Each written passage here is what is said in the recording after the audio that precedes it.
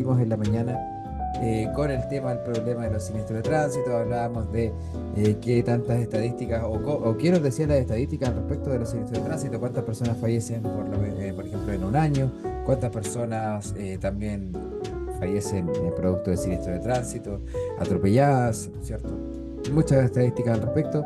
El principio de la conducción, donde veíamos funcionamiento mecánico del vehículo y también convivencia vial, que es donde cómo nosotros nos desenvolvemos en la vía, ¿ya? Y acá en el tema individuo en el tránsito, y a medida que vayamos avanzando, vamos a ir marcando todo lo importante, ¿ya? Acá vamos a ver cómo nosotros nos comportamos, digamos, anatómicamente o biológicamente respecto de la forma de observar el entorno, por ejemplo, en la conducción, ya de cómo nosotros podemos coordinar movimientos. Porque, como decíamos anteriormente, los siniestros de tránsito se producen principalmente por conductas humanas. Ya las conductas humanas son también evitables. Muchas veces hay eh, obstáculos que nosotros a veces no vamos a poder percibir porque nuestra capacidad visual es limitada. Si igual nosotros cuando estamos aprendiendo nos enfocamos en, por ejemplo, un punto fijo delante nuestro, de a poco vamos desarrollando la visión hacia los espejos, por ejemplo, al principio nos dicen, oye, pero mira los espejos. Nosotros, claro, al principio nos cuesta mirar los espejos, después ya vamos aprendiendo más allá. Pero muchas veces uno cuando ya entra en esto de la conducción va aprendiendo cada vez más, va acostumbrándose y finalmente cuando uno va aprendiendo generalmente es a raíz de la experiencia. eh, hay, en ese caso es importante también ir evitando conductas de riesgo. Ya todo esto es importante para poder nosotros evitar siniestro de tránsito. Si igual, como decía, el ser humano tiene su capacidad visual limitada, o sea, podemos ver objetos hacia el frente, principalmente en el ángulo o en un ángulo de 173 grados más o menos desde el centro. Entonces, de la forma en que nosotros podamos distribuir la manera de observar, va a ser más fácil o no tan fácil observar las dificultades del entorno. Ya hay que priorizar la observación del entorno cuando vamos conduciendo de tal manera en que nosotros seamos capaces de identificar cuál es el peligro más próximo, ¿ya?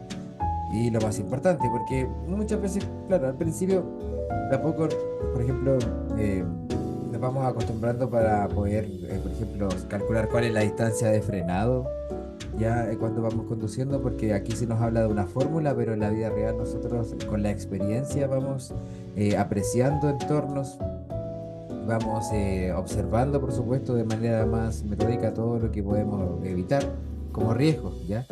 Entonces, claro, en el tránsito nosotros tenemos que ir desarrollando una conducción más o menos a la defensiva, ¿cierto? Tratando de confiar un poco en el comportamiento de los demás, tratando de evitar algunas maniobras de riesgo. Ya así, para eso están también las reglas que vamos a ver el día de mañana en la mañana, para poder ayudar a entendernos todas y todos. Entonces, finalmente, todo parte por la responsabilidad a la hora de conducir. O sea, si y yo, por ejemplo, soy consciente de que por alguna razón no puedo observar bien, ya sea porque me siento enfermo o cansado, ¿cierto? Tengo que considerar reducir la velocidad. Ya la exigencia en la conducción es eso, de ser responsable ante cualquier circunstancia que pueda ser difícil de percibir, ¿sí? Porque no siempre estamos capacitados para responder a las exigencias del tránsito. A veces hay tránsito muy exigente. Acá se plantea una situación donde un conductor se encuentra frente a una curva a la derecha, con una inmediata curva a la izquierda, habiendo un ciclista en la vía, más allá un peatón en la vía, encontrándose sorpresivamente con animales en la vía y al final al doblar a la derecha fue una maniobra que se realizó a demasiada velocidad, por lo tanto sobrepasó el eje central de la calzada. Son hartas cosas que hay que observar, las curvas, los vehículos que vienen de frente, muchas veces que nos pueden encandilar con las luces, ¿ya? Hay muchas cosas que uno tiene que estar pendiente. Por eso finalmente este tema parte como hablando de las exigencias y planteando esta pregunta que dice que ¿están capacitadas las personas para responder a las exigencias realmente del tránsito? Y eso va a tener que ver con al nivel de, por ejemplo, habilidades que usted tenga para poder observar. ¿Ya? Muchas veces cuando desarrollamos algún deporte o derechamente la conducción. Nosotros vamos modificando nuestra forma de observar el entorno. Al principio, cuando nosotros recién llegamos al mundo, ¿cierto? La visión directa es lo que ocupamos y de a poco vamos acostumbrándonos a observar más en profundidad. Ya hay cosas que nosotros también podemos observar, por ejemplo, a ciertas distancias. A cierta distancia vemos que los objetos se ven más pequeños. También se pueden ver las líneas más juntas, las que están más lejos se ven más juntas, a diferencia de las más cercanas que están más separadas. Es decir, hay un montón de percepciones que nosotros podemos tener. Tenemos la profundidad de campo visual, tenemos la percepción de los colores. Muchas veces cuando hay problemas en la visión, las luces se ven un poco difuminadas, como con una especie de rayas hacia arriba y hacia abajo, así laterales, que también indica un posible riesgo porque finalmente algún reflejo de esos puede malinterpretar alguna situación, etcétera. Entonces, claro, hay diferentes perspectivas, la perspectiva lineal de profundidad de campo, los tamaños relativos, muchas veces eso necesitamos para poder calcular distancias, para, por ejemplo, adelantar, porque sobre todo a distancias superiores a 50 metros es difícil calcular. eh, Como por ejemplo la velocidad o estimar la velocidad del vehículo que viene en sentido contrario. Es algo que nosotros tenemos que ir observando si nosotros vamos circulando en vías como esta, como en una carretera. Toda esa percepción va a irse dificultando si hay visibilidad reducida, si hay neblina, por ejemplo, si hay lluvia. Es importante que usted vaya considerando que todos estos aspectos le van a permitir conducir de manera segura, evitar, digamos, siniestro de tránsito, porque con esto, si nosotros podemos calcular bien o estimar bien una velocidad, podemos evitar adelantar cuando no alcanzamos, ¿ya? Porque normalmente uno de los siniestros de tránsito más comunes es en las autopistas, o sea, en las carreteras, perdón, el adelantar en lugares no debidos, también al ingresar en las autopistas, en las pistas de aceleración, normalmente no se observa tampoco por los espejos los tamaños, porque por los espejos también hacia atrás se pueden ver de diferente tamaño los elementos. Entonces, todo tiene un tamaño relativo, todo tiene finalmente cercanía o lejanía. Ya en la prueba de la municipalidad, cuando vaya a hacer la parte psicotécnica, le van a observar, por ejemplo, hay pruebas de foria, que es finalmente como el enfoque de la visión, profundidad de campo visual, percepción de colores, un montón de pruebas que le van a hacer para verificar que finalmente usted puede conducir, ya, porque con la visión muchas veces eh, alterada no vamos a poder percibir muy bien las circunstancias del entorno. Entonces, en ocasiones cuando haya más riesgo todavía, cuando haya encandilamiento o cuando haya neblina, por ejemplo, tenemos más probabilidades de quedarnos sin la capacidad de observación. O sea, tenemos que tratar de asegurarnos de ser capaces de observar muy bien, ¿ya? O sea, si no sabemos qué preferencia hay en una vía o si no sabemos cuál es la velocidad necesaria para poder circular en neblina, o sea, usted redúzcala nomás, vaya a una velocidad que le parezca cómodo, que le permita a usted controlar el vehículo. Si igual todo lo que observamos hacia el frente va a depender muchas veces de la percepción. Ya hay mucha facilidad, como vamos a ver más adelante, de malinterpretar el punto real de cruce y el punto estimado de cruce cuando nos encontramos con otro vehículo de frente, ¿ya? Entonces, claro, sobre esto puede ser pregunta de prueba lo que estamos marcando acá. Distancias superiores a 50 metros, los indicios de pista del entorno adquieren más importancia a la hora de juzgar distancia porque hay que desconfiar de las perspectivas, dice esto. Una buena regla es mostrarse desconfiado de las propias percepciones y no conducir cuando se está cansado, para poder evitar que la falta de concentración, por ejemplo, haga que la conducción sea muy riesgosa, porque la conducción va a tener que usted hacer más de una cosa a la vez, ¿ya? Es importante llevar las manos sobre el volante principalmente, observar los espejos, observar hacia el frente, ¿ya? No distraerse como con la radio del teléfono o con la radio del auto con el teléfono, porque sobre todo en la prueba práctica, eso es una falta reprobatoria al tiro, ¿ya? Y en la vida real puede ser una falta gravísima, con suspensión de licencia incluso. Así que recuerde que de a poco hay que ir desarrollando la capacidad de reacción, Se dice, y esto es pregunta de prueba, que el grupo de edad que reacciona más rápido son los conductores de entre 35 y 50 años. Sin embargo, se requiere más experiencia para eso, no necesariamente la edad, porque son en situaciones reales los que tienen más experiencia, quienes reaccionan de forma más rápida que los conductores jóvenes, aunque los jóvenes tengan una agilidad innata un poco mayor, ¿no? O sea, la experiencia hace que uno desarrolle de mejor manera la capacidad de percibir los entornos. Es importante que usted conduzca. Se dice que de 35 a 50 se genera la mayor tasa promedio de conductores con experiencia, pero usted puede tener la misma experiencia a los 25 años. Importante que usted sepa cuál es su capacidad de conducción, sepa cuál es su capacidad de reacción, sepa qué es lo que requiere la conducción, porque muchas veces lo que puede irse disminuyendo con el tiempo, sobre todo con las luces y las pantallas, es la capacidad visual, ya la capacidad de percepción del entorno, se va generando también un desgaste en la percepción o la visión periférica. Entonces, es importante que nosotros siempre vayamos al oftalmólogo a revisar nuestros lentes para poder ocupar uno que realmente se nos ajusta a nuestra capacidad, porque hay veces que nosotros vamos a necesitar conducir con lentes, y hay una parte usted podría sacar licencia de conducir si tiene lentes y en la parte trasera de la licencia va a aparecer una restricción a la conducción. Otra cosa que nos puede afectar en la visión es el efecto de encandilamiento o ceguera temporal, que se produce cuando nosotros vamos, por ejemplo, frente a otro vehículo que tiene una luz muy alta o las luces altas encendidas, que eso también se puede producir cuando salimos de un túnel. ¿Ya? ¿A qué se refiere con eso? Mire, cuando salimos de los túneles, de hecho, primero que todo, cuando entramos a los túneles al aproximarnos no vamos a ver absolutamente nada, se ve totalmente oscuro al interior del túnel. No sabemos lo que hay inmediatamente al otro lado, por eso es importante que si me detengo al interior del túnel, y eso lo vamos a ver más adelante, pero coloquemos las luces de emergencia y las de estacionamiento, ¿ya?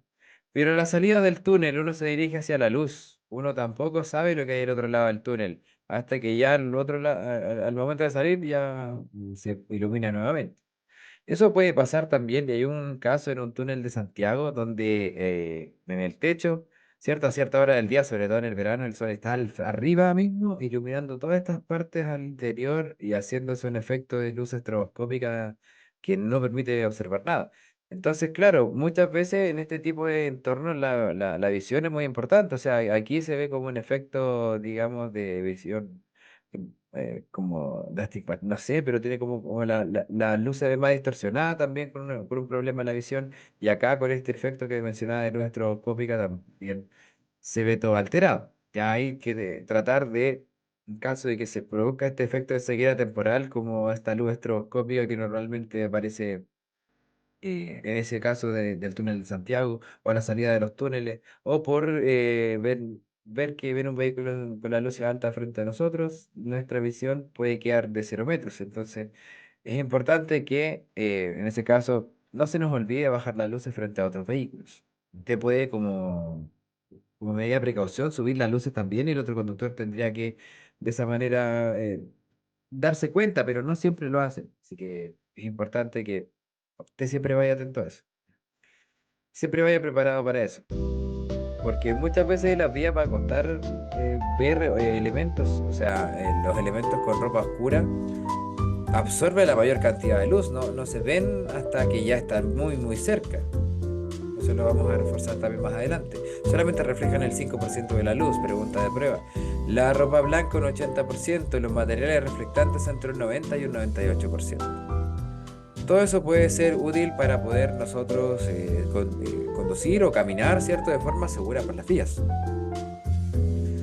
Hay algo que se llama percepción selectiva, ¿ya? La percepción selectiva básicamente consta de elegir algo que nos llama la atención para entregarle toda nuestra atención.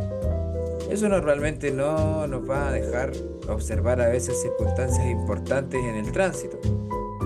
A veces vamos a tardar más tiempo en darnos cuenta diversas situaciones importantes del tránsito. Por lo tanto, en caso de que finalmente usted decida ver la radio del vehículo por mucho rato para cambiar una canción y de esa manera dejar de ver el tránsito, eso le está dando a la radio la preferencia. Usted está haciendo que la percepción selectiva, que se da de manera inconsciente en esos casos, muchas veces en esos casos, ¿ya? Porque a veces de forma consciente uno se queda pegado mirando la radio, pero si se da de forma inconsciente o consciente da lo mismo, porque la percepción selectiva, si se enfoca en otra cosa de que no tiene que ver con lo real, puede recorrer muchos metros a la hora de conducir sin darse cuenta de lo que hay en el entorno, ¿ya?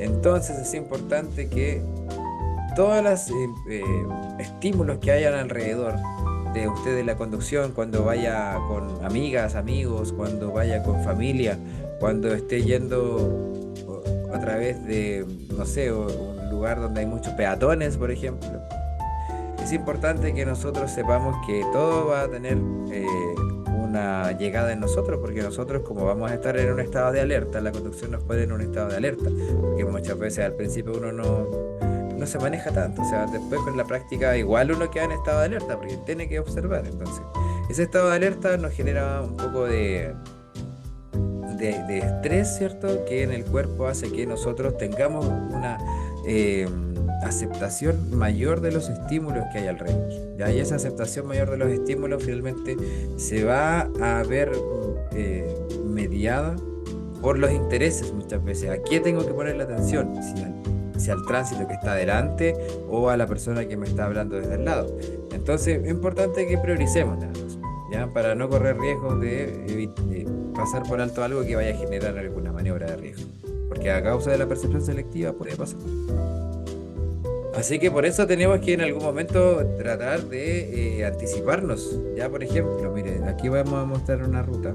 Luego vamos a hablar de esta ruta en particular, porque acá si nosotros queremos ir en una ruta como esta, digamos, tenemos unos tramos de repente que son rectos, donde nosotros vamos a poder proyectar la visión lo más adelante posible. Ahí. Ya, y para poder, digamos, darle 1 o 2 segundos de atención a la radio, porque ahí ya nosotros proyectamos, digamos, la visión hasta ahí, y de aquí a que avancemos hasta ese punto ya tenemos como 2 segundos del volante quieto, por ejemplo. Ya en las rectas puede ser más fácil hacer eso. Uno cuando ya tiene más experiencia lo hace de forma mucho más fácil, es algo que uno tiene que ir haciendo en la conducción también, y de a poco se va a ir desarrollando.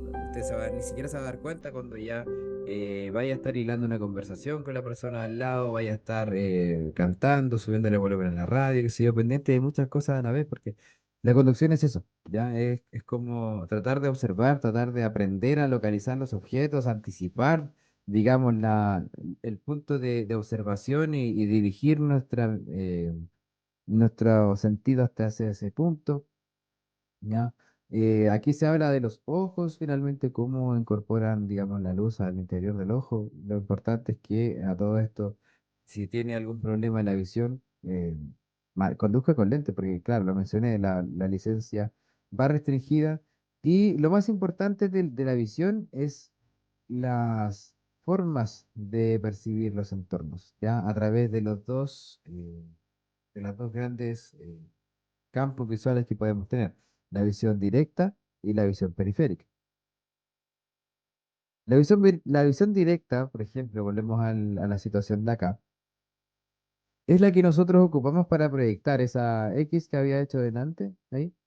Esa visión nosotros, o ese campo visual, todo eso que está ahí, nosotros lo proyectamos con la visión directa. Si usted enfoca su atención ahí, toda la atención va a estar alrededor de eso. La conducción es más o menos eso, tal vez un poco más.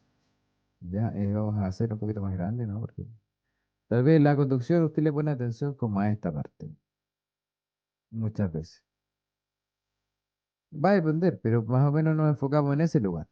¿Y qué pasa con el resto del entorno? Muchas veces desaparece por nerviosismo, por ansiedad, por cualquier cosa.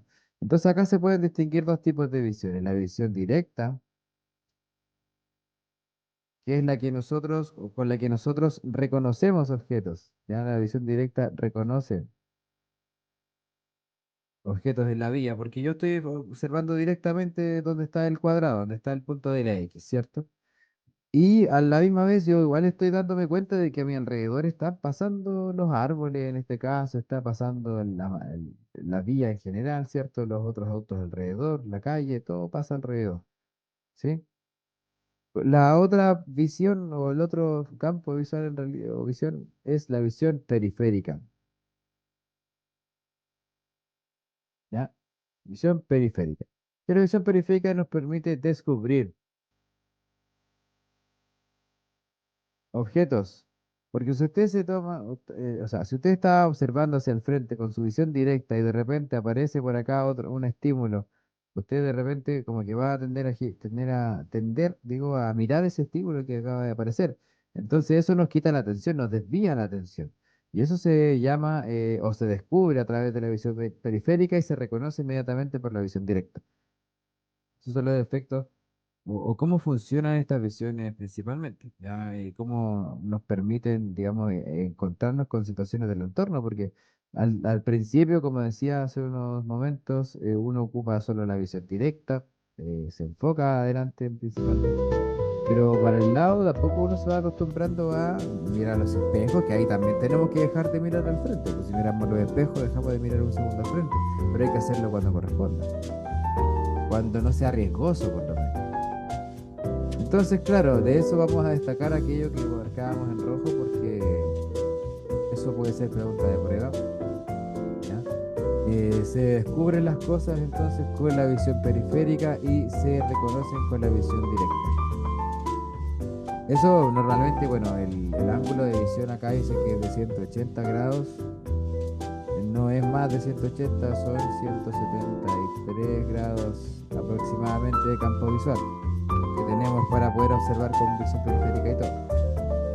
Entonces, cuando uno ya tiene más experiencia, se aprovecha más la visión periférica, se puede anticipar uno a mayor medida o mejor forma las situaciones del tránsito para poder evitar siniestros de tránsito. Por eso es importante practicar. Decía a la mañana que conducir es como tocar un instrumento, requiere de práctica, requiere de entrenamiento, es como un deporte, como practicar fútbol.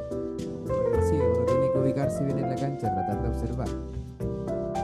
Perdón, la música estaba todo el rato si yo tengo que sacar la música, po.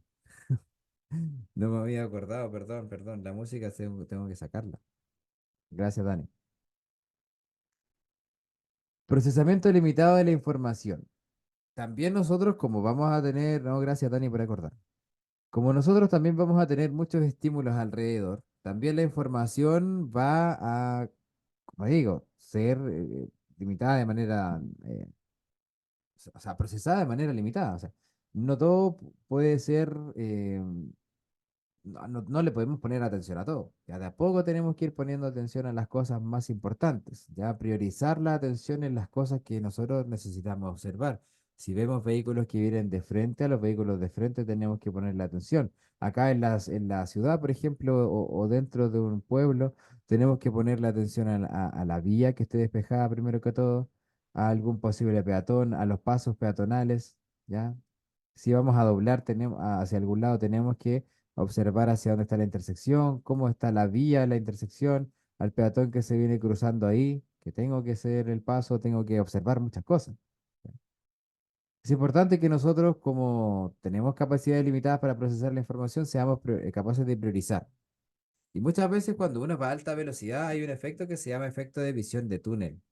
Y es este efecto que se produce también aquí mismo, cuando nosotros vamos circulando en vías acá. ¿Cierto? Cuando ya la visión periférica se elimina, solamente uno se enfoca en la visión directa. Todo lo que está alrededor no existe. Ya solamente existe la visión directa. Eso puede pasar y se llama efecto de visión de túnel. Por estados de estrés, por medicamentos, por consumo de alcohol, por drogas, por estrés, etcétera. ¿Ya? Cuando aumentamos la velocidad también. Sobre todo a velocidades mayores a 50 kilómetros por hora. Aquí eh, aparece alguna tabla más o menos de todo lo que se puede reducir el campo visual. Ya hay que tener más o menos en consideración todo aquello.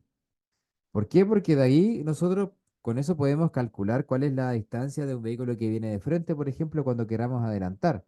Muchas veces las vías Estas maniobras son difíciles. La maniobra como la que va a hacer la camioneta en este momento, miren, que no la puede hacer todavía, ahí la va a hacer. Esa maniobra de adelantar, calculando que no venga ningún vehículo de frente y cuánta la velocidad necesito y cuánta aceleración necesito, eso es difícil.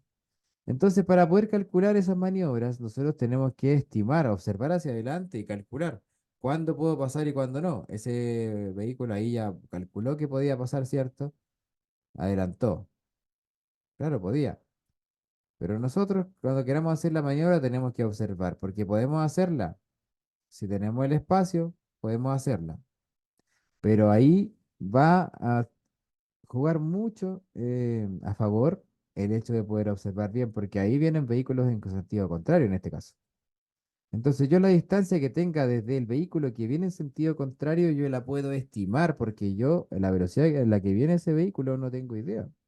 No sé a qué velocidad viene ese vehículo. Entonces acá yo solamente puedo estimar toda esta distancia.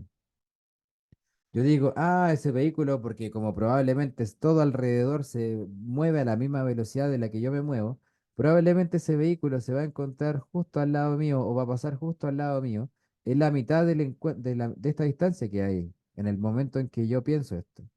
Eso se llama, este punto que se genera aquí a la mitad, se llama punto estimado de cruce,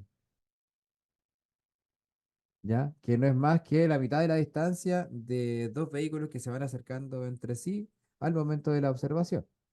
Pero ya no siempre va a ser el punto estimado, el punto real en el que yo me voy a encontrar con ese vehículo, porque como yo no sé cuál es la velocidad de ese vehículo, solamente puedo estimarlo, pero si yo lo supiera, si ese vehículo resultara que va más rápido que yo, el punto real de cruce va a estar más cerca de mío, ¿ya? ¿Por qué? Porque el punto real de cruce siempre está más cerca del vehículo, digamos que se mueve más lento, que recorre menos espacio por tiempo, ¿ya? De ahí se desprende entonces el punto estimado, siempre la mitad de la distancia sin conocer la velocidad, pero el punto real más cerca del vehículo que va más lento, ¿sí? Entonces, ¿por qué es importante reconocer todo esto? Porque si nosotros no calculamos bien a la hora de adelantar, puede que nos enfrentemos muy cerca a este tipo de vehículos que vienen en sentido contrario, ¿ya? Entonces es importante que a la hora de ir a adelantar, ¿cierto? Lo haga con una observación muy, muy, muy sutil, o sea, muy sagaz del entorno, ¿ya? Porque a medida que aumentamos la velocidad, más puede aumentar la dificultad a la hora de interpretar estos puntos, ¿ya? Pero se puede, o sea, mientras usted practique, no hay ningún problema. Ahora pasamos a lo emocional, porque estábamos viendo como lo biológico, ¿cierto? Como lo de la capacidad visual principalmente, de cómo nuestro cerebro y nuestra capacidad de percepción nos va a permitir observar las circunstancias, digo, del entorno. Pero vamos a ver ahora cómo lo emocional también nos puede afectar, porque se pide en la ley de tránsito que para poder tener una licencia de conducir clase B tengamos por lo menos 18 años de edad. ¿Por qué se habla de esto? Porque finalmente a esa edad se espera que los jóvenes sean lo suficientemente responsables para ser conductores seguros en las vías. Ya se espera, pero no se condice con las estadísticas, la verdad. Entonces, ¿qué tenemos que tener en cuenta ahora? Bueno, salud mental, o sea, en la población joven normalmente se dan muchas carencias, hay vulnerabilidad, hay también un desarrollo moral propio de la edad, donde se busca mucho la propia identidad, donde se busca mucho la comparación con pares, maestros o referencias, ¿cierto? Se buscan, o sea, referentes, quiero decir porque, claro, hay mucha excesiva necesidad de autoafirmación. Muchas veces si ya lo relacionamos con la conducción, por el solo hecho de, no sé, querer entrar en un grupo o querer agradar muchas veces, o por solamente el hecho de no, eh, tener conciencia de realmente de lo que implica su vida y asumir mayores riesgos, sobre todo influenciado por muchas veces, sé, por alguna película o algo así. Puede que eso lleve a maniobras más arriesgadas, ¿ya? Ahora por, no sé, referentes en general, ahí hoy en día puede haber de todo, entonces Claro, está en la inmadurez la propensión a asumir riesgos para conducir por lo mismo, porque finalmente no se perciben de la manera apropiada. Así que es importante que nosotros, para poder percibir los riesgos de manera adecuada, tengamos en cuenta que existen 5 factores que nosotros podemos tratar de ir conduciendo, mejorando, ¿ya? Nuestra actitud frente al tránsito, por ejemplo, percibir la conducción como algo que, claro, que puede llevar a un peligro, no para tenerle miedo, sino como para ir surfeando la ola, como se dice. No que nos arrastre la ola, sino que, claro, ir en control de a poco, o sea, aprovechando, por ejemplo, con madurez, ¿cierto? Nuestra mejor cualidad para poder ir puliendo las deficiencias, ¿cierto? Mejorando el control del vehículo, porque con mucho, o sea, mucho con la práctica, mucho con el conocimiento, se mejora, por supuesto, la experiencia.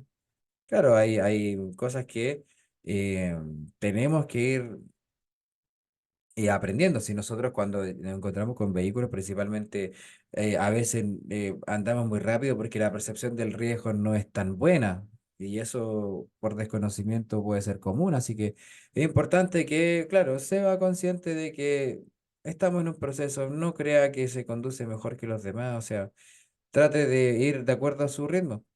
Confiar en su capacidad dentro de su límite, pero sí ir desafiándose, claro, tampoco superando cero, en riesgos calculados, nada más, ¿ya? En desafíos principalmente. Hay formas de aprender a conducir de esa forma, ¿ya?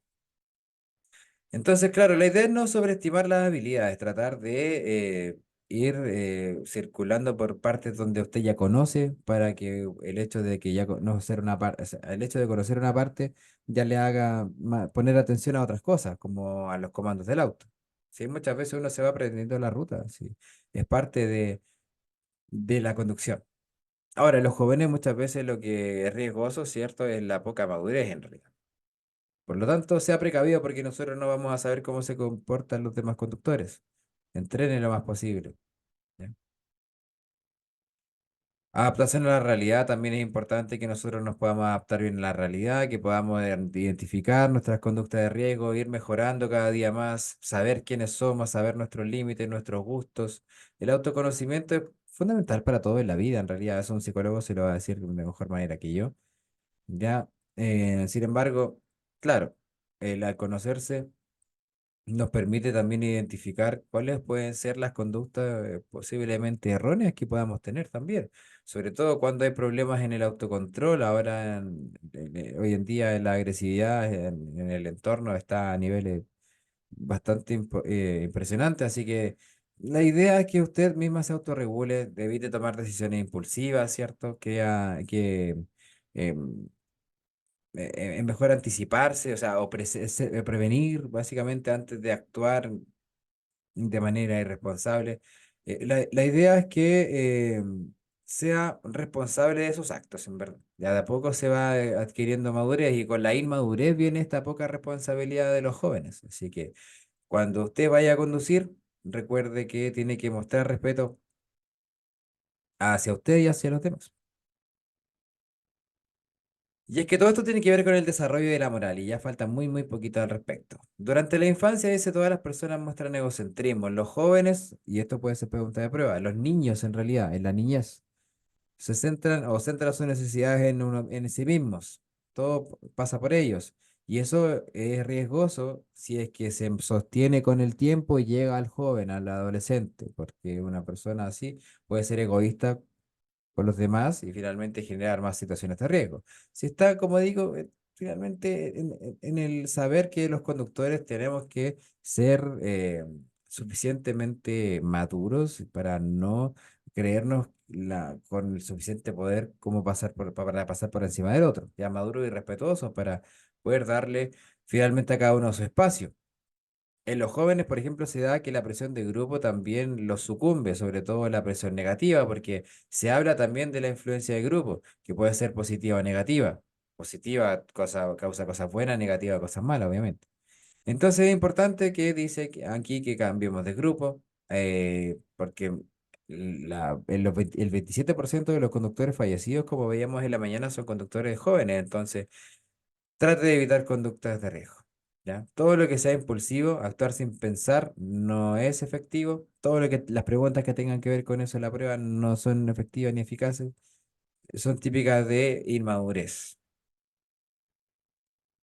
El no asumir la culpa también es típico de inmadurez, puede generar siniestro de tránsito, reprimir los sentimientos también puede, o las emociones puede generar que en algún momento de rabia explotemos. Como una vez que salió un meme donde salió una persona que iba en un jeep y siendo chocado por una señora que iba en un auto, un Kia Morning creo, que no respetó el pare y gritaba, ofuscado, me chocaste y claro, se desahogó porque finalmente claro, llegó eso, había tenido un mal día. Entonces, claro, tampoco es importante, o sea, tampoco es bueno andar mezclando las cosas, pero a veces puede pasar. Por eso es importante que nosotros vayamos formando un criterio, sobre todo en las vías, hablando netamente del tránsito, en la misma vía, porque resolver los conflictos es importante. Van a haber conflictos como en todos lados. Ya reaccionar de la manera apropiada, digamos, mucho mejor para todos, ¿ya? Sepa que es importante hacerse valer también. ¿Cómo afecta el alcohol en el organismo? Y es que la ley también nos va a prohibir que nosotros disminuyamos a propósito de nuestras capacidades. Por ejemplo, si nosotros decidimos consumir alcohol previo a la conducción, va a ser la ley tolerancia cero que nos va a sancionar. Acá, bajo la influencia del alcohol, con una concentración de entre 0,31 a 0,79. Y por otro lado, si nosotros seguimos bebiendo y hay más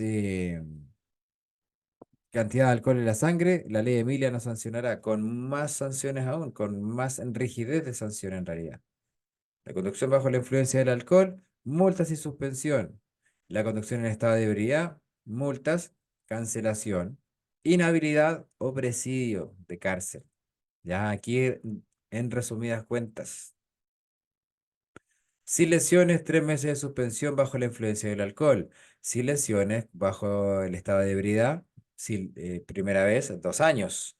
Cancelación e inhabilidad se diferencian entre que la cancelación es una suspensión de licencia de por lo menos 12 años de duración. Ya la cancelación digo, por lo menos 12 años y se puede revocar si es que se abre un proceso para analizar su desempeño moral durante ese periodo. Pero la inhabilidad es permanente y no se puede revocar. Todo eso pregunta de prueba, por supuesto.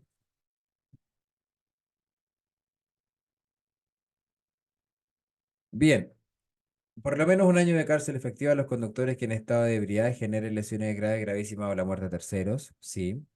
Cuando se ingiere alcohol aumenta las infracciones a las normas del tránsito por 2 motivos, porque las capacidades se ven deterioradas o disminuidas y porque se tiene un menor sentido de la responsabilidad y de la prudencia, ¿ya? También es considerado delito la reincidencia, la conducción con licencia cancelada o inhabilitada de por vida, o si es que, por ejemplo, somos conductores profesionales y trabajando no se encuentran, ¿cierto? Todas estas preguntas valen por dos, ¿ah?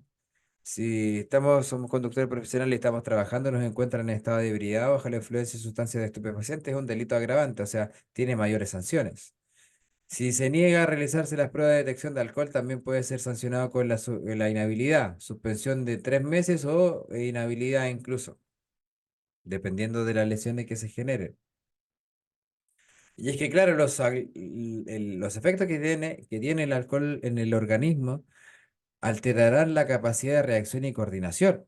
¿Ya? El alcohol perturba el estado de ánimo, hace más lenta la comunicación del sistema nervioso. Eso es importante que usted sepa que hace que el tiempo de reacción disminuya, pero la capacidad, o sea, el tiempo de reacción aumenta, pero la capacidad disminuya. Es algo que es fácilmente confundible, porque cuando nosotros, por ejemplo, consumimos alcohol, como es más lenta la comunicación en el sistema nervioso, el estímulo tarda más en llegar, por lo tanto, el tiempo de reacción se influye negativamente, es decir, aumenta. Porque la conducción lo positivo es que reaccionemos más rápido, reaccionemos en un menor tiempo, pero si reaccionamos en un mayor tiempo, eso es peligroso, ¿ya? Las capacidades, la capacidad de reacción disminuye. Preguntas seguras de prueba. Ahora, es importante también que sepamos que la única tasa de alcohol segura para conducir es cero, porque se dice que la ley, o sea, la ley dice que se sanciona de 0,31, o sea, hay un espacio sin sancionar. Y aunque exista este espacio sin sancionar, de igual manera se recomienda que no conduzca luego de haber bebido. Todo eso puede afectar el alcohol en la visión directa, la visión periférica, en las capacidades de atención, tiempo de reacción, todo eso puede finalmente generar riesgo. Por eso son preguntas de doble puntaje, porque todo va a estar relacionado con la vida de las personas. Y es que la tasa de alcohol puede variar, o sea, no siempre va a ser la misma. La cantidad de alcohol que usted consuma va a hacer que tenga más o menos estado de ebriedad, ¿cierto? Obviamente. La masa corporal, si usted es una persona de mayor masa corporal, probablemente el alcohol va a tardar más en llegar a todos lados del cuerpo. Probablemente hay diferencias fisiológicas también entre dos géneros, entre géneros. ¿Ya? Eh, También en diferentes personas en general los efectos del alcohol van a ser diferentes, va a depender de cuánto esté acostumbrada a beber, de cuánto tiempo lo haga, si lo hace con bebida o no, depende, que a todos se le pueden preguntar, pero finalmente lo que tenemos que tener en cuenta es que el alcohol solamente se elimina a través de la metabolización. No hay ninguna otra manera, ¿ya? Y cuando usted cuando le van a hacer pruebas espirométricas, ¿ya? Como la expirativa, ¿cierto? Que es el alcotest, o la muestra de sangre, que es la alcoholemia, ¿ya? El alcohol lo van a detectar recién a los 5 minutos después de haber sido ingerido. Pero la concentración máxima, cuando ya da la alcoholemia, o sea, lo primero esto se hace con el alcotest, en la detección del alcohol. Ya 5 minutos al tiro, al tiro se detecta el alcohol, ya, alcotest. ¿Cierto? Te sopla, listo, tiene alcohol o no. Pero después del rato ya, y eso generalmente en un hospital o porque es una prueba sanguínea, se puede hacer también ahí eh, en control móvil, le van a hacer lo que se llama alcoholemia, ¿ya? Entonces, claro, bueno, ahí creo que Alcotes no esté investigando. Es importante saber esa diferencia, se la pueden preguntar, y es que también el metabolismo se encarga de liberar el alcohol solamente a un ritmo de 0,1 gramo por hora. Es decir, si le aparece en la prueba una pregunta que dice, una persona que tiene 2 gramos de alcohol por litro en la sangre, ¿cuánto tiempo tardará en recuperar la sobriedad? Y eso, usted lo único que tiene que hacer es tomar ese 2 y cero, escribirlo sin la coma y cambiar ese G con la L por una H. Y esa es la cantidad de tiempo que se va a tardar aproximadamente el organismo en eliminar toda esa cantidad de alcohol. 20 horas, 2 gramos, 2,0 gramos, 1,1 gramos de alcohol por litro en la sangre, 11 horas. ¿Ya? La misma dinámica. Por si acaso, es una forma fácil de calcular eso. También el solo dormir no sirve per se para poder eliminar el alcohol de la sangre. Va a depender la concentración de alcohol, de la cantidad de alimento ingerido, de la edad, que decíamos que en los menores de 18 años y en los mayores de 65 se perciben con mayor intensidad los efectos del alcohol ayer en la maratón. ¿Ya? Claro, puede pasar normalmente porque finalmente aquí mezcla peras con manzanas. O sea, dice que los menores de 18 como principiantes aún no han automatizado muchos movimientos, pero más que nada es por la poca experiencia. Ahora, si estamos hablando de experiencia o no, independientemente de la experiencia, tenemos que evitar consumir alcohol antes de la conducción. Porque con una concentración de entre 0,3 y 0,5 gramos de alcohol por litro, esto es pregunta de prueba también, el riesgo de sufrir un siniestro de tránsito aumenta al doble con respecto a que si no hubiese bebido. En cambio, con una alcoholemia entre 0,5 y 0,8, el riesgo es 5 veces mayor.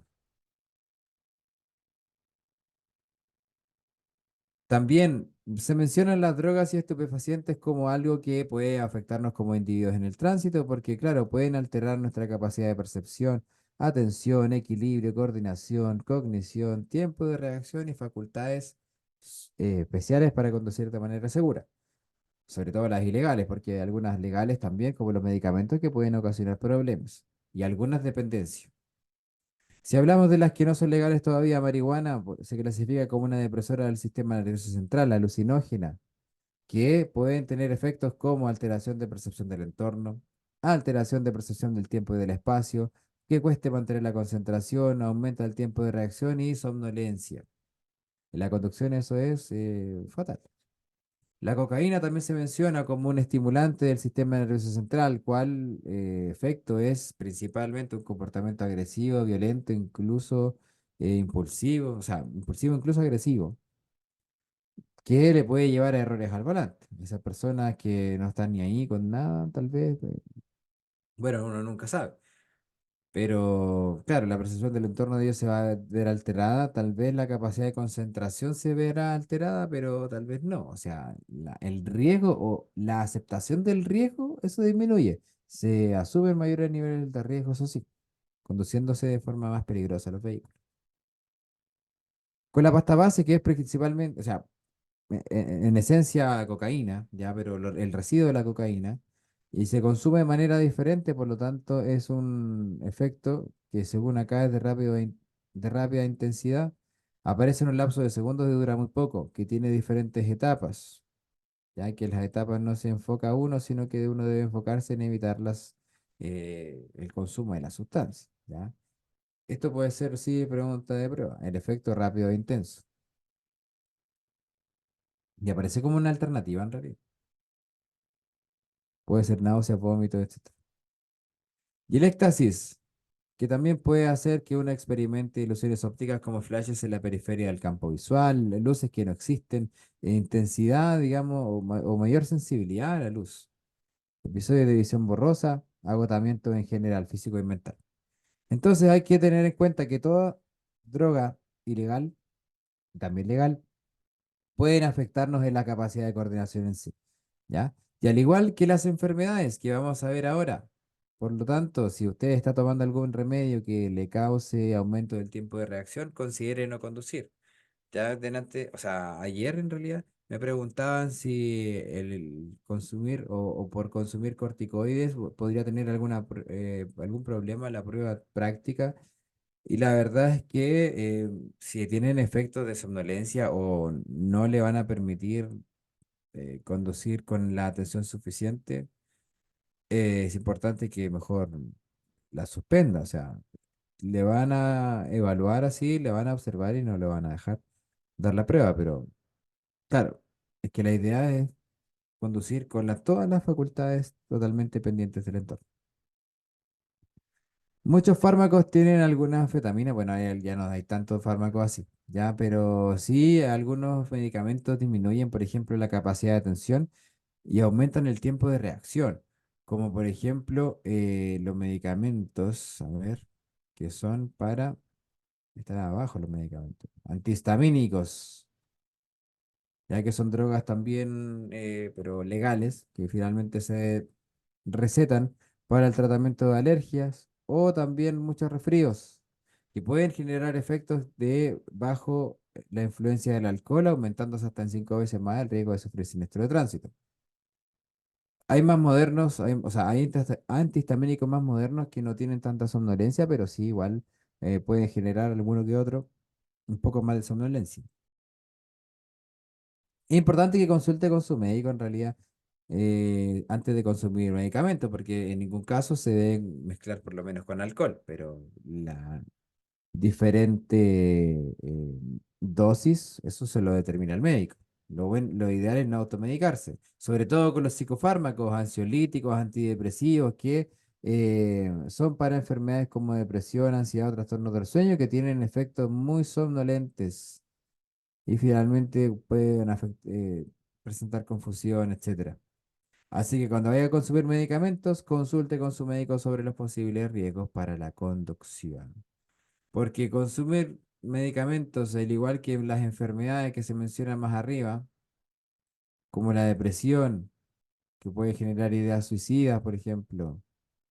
También el estrés, que puede ser positivo o puede ser negativo, porque muchas veces un estrés positivo aumenta el estado de alerta del que hablábamos hace un rato ya atrás, pero el estrés negativo puede generar reacciones impulsivas, ¿ya? También las alergias, por ejemplo, pueden afectarnos bastante. Las alergias tienen frecuentes síntomas como fatiga, dolores de cabeza, imposibilidad de observar durante el estornudo, dependiendo de la velocidad, va a ser la distancia que recorra, ¿cierto? Todo este tipo de enfermedades que aparecen acá, neurológicas, trastornos mentales, que son las más graves, enfermedades respiratorias, enfermedades cardíacas, tienen mayor riesgo de afectar a nuestra capacidad para conducir un vehículo y pueden afectar en nuestra capacidad de concentración en general, ¿ya? Así es que no se olvide ir al médico generalmente a hacerse chequeos, sobre todo si los cansancios o fatigas son recurrentes, porque el mero hecho de estar cansado ya aumenta entre un 15 a un 30% la probabilidad de sufrir siniestro de tránsito, ¿ya? O sea, entre un 15 y el 30% de todos los siniestros de tránsito son generados por esa misma razón también. Y el sueño no va a aparecer solamente de noche, el cansancio no va a aparecer solamente en la noche, el cansancio, a diferencia del sueño, aparece principalmente en carreteras, ¿ya? El cansancio en carreteras, el sueño puede aparecer no de noche, en el día también, pero ya sea en carretera, autopista, donde sea, en la ciudad, donde sea. Y se van a mencionar más abajo dónde o en qué horarios aparece el sueño. Y es que aquí lo vemos entre las 3 y las 5 de la mañana y entre las 14 y las 16 horas. Pregunta segura de pruebas, el momento del día donde más favorable es la aparición de somnolencia en un individuo, sobre todo luego de haber comido algo rico y de haber presenciado harto calor. El sueño aumenta el tiempo de reacción, por supuesto, aumenta el número de distracciones al volante, todo esto es pregunta de prueba. ¿Aumenta la capacidad? No. Disminuye la capacidad para tomar decisiones porque no lo hacemos de la misma forma. La capacidad para tomar eh, decisiones no funciona bien. La coordinación psicomotriz empeora, la coordinación entre lo que usted piensa y lo que usted hace no es la óptima y la movilidad se ve reducida. Pues se pueden presentar parpadeos, microsueños, pestañones, como se dice en buen chileno. La percepción del entorno se ve alterada, se producen cambios en el comportamiento, también comportamiento irregular, eh, y errático. Ya por muchas razones se puede presentar el cansancio, por monotonía muchas veces, por estar mucho rato sentado, por no mover las piernas, porque muchas veces también la sangre que no se ayuda a circular bien también puede generar sueño. Entonces, para describir las diferentes fases del cansancio, o sea, para evitar el cansancio se describen las principales fases. Y la primera, y es que cuando hay que darse cuenta de esto, es tu pregunta de prueba, la que se manifiesta con una falta de interés y cierto desinterés o indolencia, que es lo mismo, por la actividad intelectual. Uno no está pendiente de lo que dice, básicamente. O lo que le va a decir la otra persona ya no le interesa. Boca seca, frío, calor normalmente. Ya después de las fases finales, puede que sea difícil mantenerse despierto y por lo tanto, eso en la conducción no se sugiere, se recomienda evitar porque eso puede generar siniestro de tránsito y puede arriesgar mucho su vida, ¿ya? Así que recuerda evitar los factores que favorecen la aparición del sueño, como por ejemplo el momento del día, que a veces en realidad eso no lo vamos a poder evitar, pero vamos a poder ser más conscientes de que ahí puede haber sueño para tratar de, no sé, prepararse previamente, dormir antes, qué sé yo. Porque dormir menos horas de las habituales también puede ser causante de sueño. Cambiar las horas habituales de sueño, sobre todo que a quienes trabajan por turnos, también hace que sea más difícil mantenerse despierto, mantenerse atento. La calidad del sueño, mal dormir, tránsito monótono, consumo de sustancias como las energéticas, que tienen un efecto útil al principio, pero después se acaba y eso produce un efecto rebote, o sea, se vuelve a tener la misma cantidad de energía inicial, nada, prácticamente, y menos de nada. Así que es importante que usted sea consciente de cómo le va a afectar porque no va a ser de la misma forma que a todos nosotros y eso puede generar muchos siniestros de tránsito. El cansancio genera fatiga, la fatiga ya es un agotamiento un poco más grande, ¿cierto? Porque el cansancio es como el pie a una fatiga, ya es como el paso previo, es como, en realidad son palabras sinónimas con la diferencia en que la fatiga es un poco más intensa, la que sea antes del sueño. Entonces, la fatiga en general causa visión borrosa, también puede disminuir la sensibilidad auditiva, también alteraciones en movimientos, más lentos e imprecisos en general. Se altera el comportamiento, conducir de forma errática, aumentar los riesgos al volante. No sé si ha visto usted algún meme por ahí donde dice, cuando vas manejando y recuerdas que vas manejando, ya es por lo mismo, porque con la fatiga ya uno como que no está pescando nada y como que sigue nomás, por inercia. Muchas veces eso puede alterar la toma de decisiones del conductor, haciendo que no sea muy buena la calidad de la información del entorno, por lo tanto las decisiones que se tomen no serán las más acertadas tal vez usando mayor tiempo de reacción. Evita entonces donde vaya a circular. Por ejemplo, si hay una vía con mucho tránsito o con pavimento en mal estado o un camino no conocido o conduciendo de noche o con condiciones climáticas adversas, ya evite el hecho de la fatiga al volante. O sea, hágalo por periodos que le permita mantener la atención eh, suficiente en la conducción. Ya si va a hacerse por una hora, probablemente vamos a quedar más fatigados y esa fatiga tal vez no nos vaya a dejar interpretar bien el entorno. Acostúmbrese a tener el vehículo también con un buen sistema de ventilación, que entre airecito, ¿cierto? Que esté en buen estado idealmente el vehículo y trate de ir en un asiento lo más cómodo posible. Ahora, la fatiga puede también generarse por conducir mucho tiempo seguido, descansando de forma inadecuada. Por eso los conductores profesionales tienen que descansar por lo menos 3 horas entre sus rutas. Mantener una velocidad excesiva durante mucho tiempo, o sea, por lo menos los de buses en realidad. Todo lo que tenga que ver con cambiar los hábitos normales de conducción, tener poca experiencia, estar mal sentado, finalmente tener poco descanso en general puede favorecer a la fatiga con mayor facilidad. Entonces, por eso es recomendable que al principio nosotros en viajes largos, cada 20 o 30 minutos o sea, cada 2 horas o 200 kilómetros de conducción, descansemos como 20 o 30 minutos por lo menos. ¿Ya? Incluso con nosotros que ya, o la gente que ya va a tener más experiencia, también puede que estos tips les sirvan porque todo parte por la voluntad de querer ser mejores personas y finalmente evitar los siniestros de tránsito. O sea, hay que ser conscientes de la importancia, en realidad, de conducir siempre atentos, ¿ya? Todo lo que estamos viendo ahora puede ser también bastante largo, es que el libro El nuevo conductor tiene tantas cosas y está bien porque la conducción tiene muchísimas cosas más, hay muchas cosas que el libro no incluye. Entonces usted tiene que ser consciente de que la conducción o la ruta es otro ambiente, es como porque usted en la casa es de una manera, en el trabajo se comporta tal vez de otra manera, muy parecida por supuesto, sin perder la esencia, pero siempre dentro de lo políticamente correcto, ¿ya? La misión es de tratar de ser responsable con todas las limitaciones que podemos tener dentro de la experiencia visual y general y finalmente tratar de aprender de la mejor manera y evitar siniestros de tránsito, o sea, ser conscientes de nuestra conducción, que hay un progreso.